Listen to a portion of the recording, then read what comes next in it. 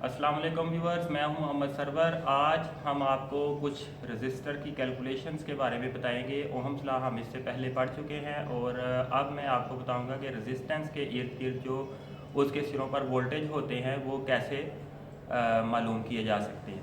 तो आइए देखते हैं। ये मैं एक सर्किट ब्रेडबोर्ड पर ही मैंने बनाया है। यहाँ पर नेगेटिव लगा देते हैं और यहाँ पॉजिटिव लगा लेते हैं। ये दो रेजिस्टेंसेस मैंने सीरीज़ में कर दी हैं। यहाँ मैं एक छोटा सा आपको सर्किट डायग्राम पहले बता देता हूँ। ये इस तरीके से है, ये एक रजिस्टर है और ये दूसरी रजिस्टर है और यहाँ पर हमने इनको एक 9 वोल्ट की बैटरी से जोड़ा है। ये दो रजिस्टर्स इस तरीके से मैंने सीरीज़ में लगाई हैं। ये एक R1 होगी इसमें और ये R2 होगी। तो इसमें ये 9 वोल्ट की बैटरी से कनेक्टेड हैं। ये दोनों 10K और 10K की रेजिस्टेंसेस हैं। अब हम यहाँ पर वोल्ट मीटर लगाएंगे, यहाँ और यहाँ पर इस रजिस्टर के अक्रॉस वोल्टेज मालूम करने के लिए हमें यहाँ वोल्ट मीटर लगाना पड़ेगा ऐसे, ठीक है। और अगर हम इस रजिस्टर के अक्रॉस वोल्टेज मालूम करना चाहते हैं तो फिर हमें यहीं से यहाँ से ऐसे हम वोल्ट मीटर जो है वो लगाएंगे यहाँ। तो अभी ये देखते हैं हम कि ये कैसे मालूम होता है और वोल्टेज इन दोनों के ऊपर लेवल क्या आता है। और ये फिर एक रजिस्टर हम चेंज भी करेंगे इसमें से और उसकी वैल्यू हम चेंज करके फिर देखेंगे कि वोल्टेज लेवल क्या आता है। तो आइए देखते हैं।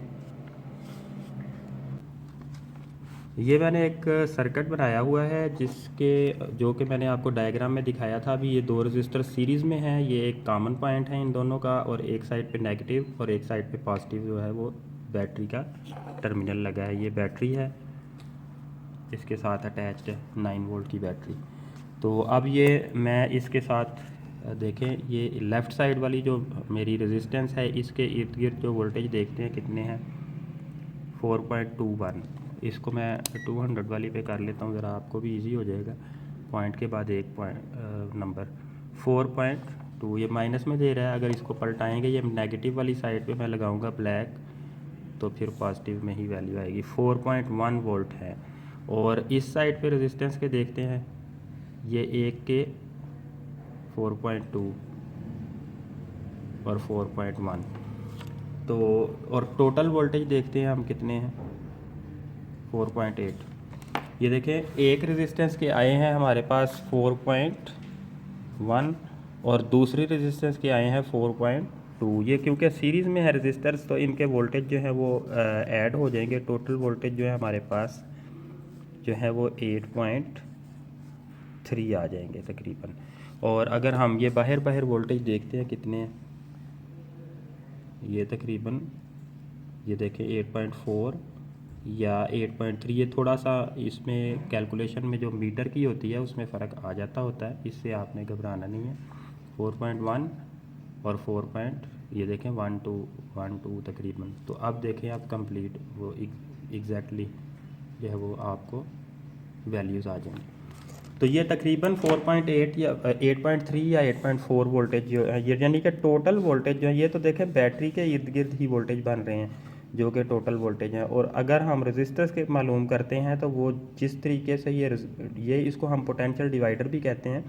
बेसिकली ये पोटेंशियल जो है इन दोनों के साथ डिवाइड हो जाता है, इस पॉइंट और इस पॉइंट के दरमियान, इस पॉइंट और इस पॉइंट के दरमियान पर वोल्टेज जो है वो डिवाइड हो जाती है। अब आप कहेंगे कि रेजिस्टर्स जो हैं वो दोनों 10K की हैं तो बराबर वोल्टेज जो है वो होने चाहिए, लेकिन एक्चुअली होता ये है कि इस रेजिस्टर्स के अंदर भी थोड़ी सी वेरिएशन होती है जिसकी वजह से वैल्यूज़ जो हैं वो डिफरेंट आ रही है, ठीक है। एक के अक्रॉस जो है 4.1 वोल्ट आ रहे हैं और दूसरे के 4.2। इट मीन्स कि ये वाली रेजिस्टर जो है ये कम है और इधर वाली जो है वो थोड़ी सी ज़्यादा है, जिसकी वजह से ये वैल्यूज़ आ रही हैं। अच्छा, अब हम एक रेजिस्टेंस को चेंज करते हैं। ये वाली रेजिस्टर मैं चेंज करके ये 1K की रेजिस्टेंस लगा देता हूँ। पहले वो 10K की लगी हुई है, तो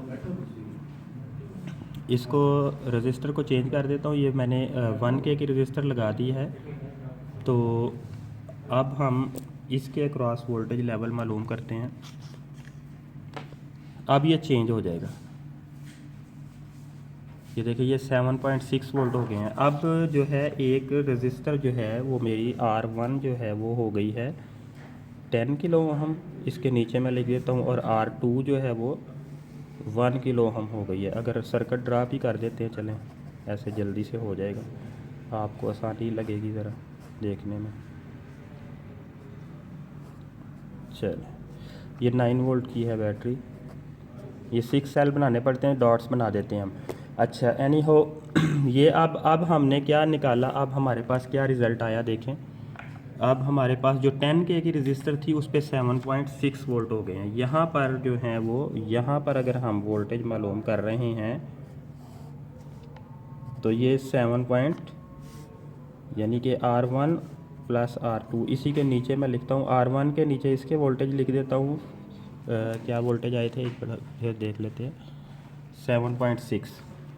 7.6 वोल्ट्स आ गए, और जो R2 है उसके गिर्द कितने वोल्टेज हैं, उसके क्रॉस वोल्टेज जो है R2 के वो 0.6 हैं, 0.6। इनको दोनों को ऐड करेंगे तो ये भी बनेगा हमारे पास 8.2 वोल्ट्स, ठीक है।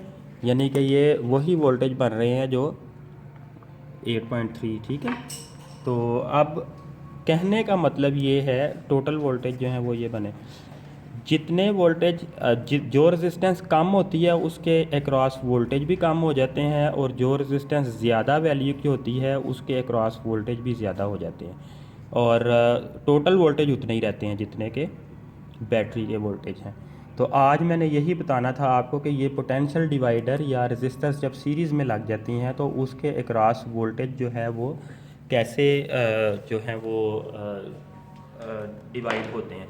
तो ये आपने देख लिया कि कैसे ये वोल्टेज जो है वो डिवाइड होते हैं। इंशाल्लाह नेक्स्ट हम वीडियो के अंदर हम आपको एम्पेयर मीटर जो है वो लगाना सिखाएंगे कि एम्पेयर मीटर जो है वो कैसे इंस्टॉल करते हैं किसी भी सर्किट के अंदर। अगर आपने किसी ब्रांच के एम्पेयर्स लेने हैं तो वो कैसे लिए जाएंगे, वो उसको हम जो है वो नेक्स्ट वीडियो पर रखते हैं। अभी आपको पता लग गया कि वोल्ट मीटर कैसे यूज़ करना है। ये मल्टीमीटर जो है हमने उसको वोल्टेज की रीडिंग पर करके हमने इसके वोल्ट्स जो है वो मेजर किए हैं। तो दोस्तों अपना ख्याल रखिएगा, अल्लाह हाफिज़।